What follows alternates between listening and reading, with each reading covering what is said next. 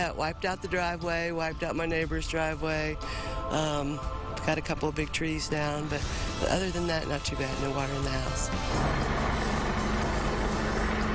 Some people had to resort to rooftops, in some cases cutting holes through the rooftops. And at that point, I lost complete and total control and was coming up and down out of the water. Seriously, I saw two of my dogs wash away. Good evening. For the second time this month, families in many parts of Central Texas have to clean up from this torrential flooding. Some parts of our area saw as much as 14 inches of rain, and as the water recedes in Austin, the danger escalates downstream. KXAN news crews were out covering the story all night long and all day as well. Tonight we're bringing you the impact of the Central Texas floods from all angles, beginning with our Robert Hadlock, who is live in Southeast Austin. Robert?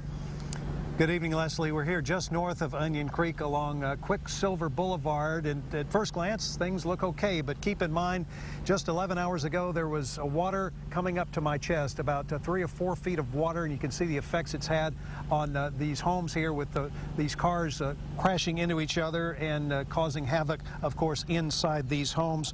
The numbers here are startling. More than 1,100 families have been affected here in the southeast Austin area near Onion Creek.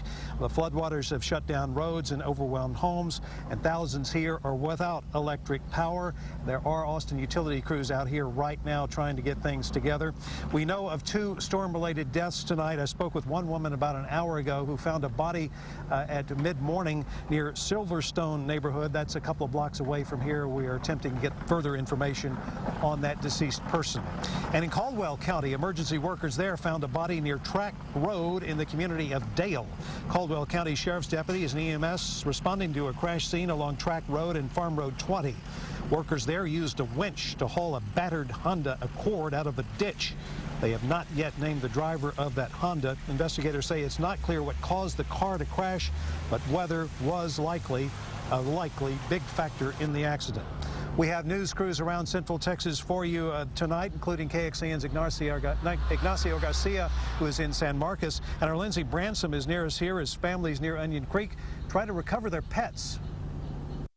So these are pets for a lot of these folks. You know, this is a family member that's been put in harm's way. And while many horses survived, others didn't and were washed away in the high waters. Neighbors spent several hours Thursday searching for the nearly 2 dozen still missing. The sad part is that a lot of them didn't make it. You know, a lot of them, you know, either got caught in wires or something and got washed downstream.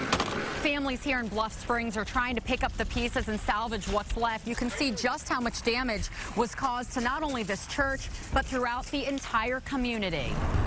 Diane Gregg was at home with her 5 dogs when her house started quickly filling up with water. So I broke a window and we were going to climb up on the roof. At that point, the water outside was like a river, and it was probably above my waist. So she grabbed her dogs and tried to make a run for it. Unfortunately, the rush of the water was too much, taking Gregg and her dogs with it. 2 of them didn't survive. We ended up catching hold of a tree, and I found a tire that I wrapped my legs around, and we just hung there until I saw lights from the boat. 60 people living in Bluff Springs had to be rescued. Right now, the extent of the damage is still unclear. Lindsey Branson, KXAN News.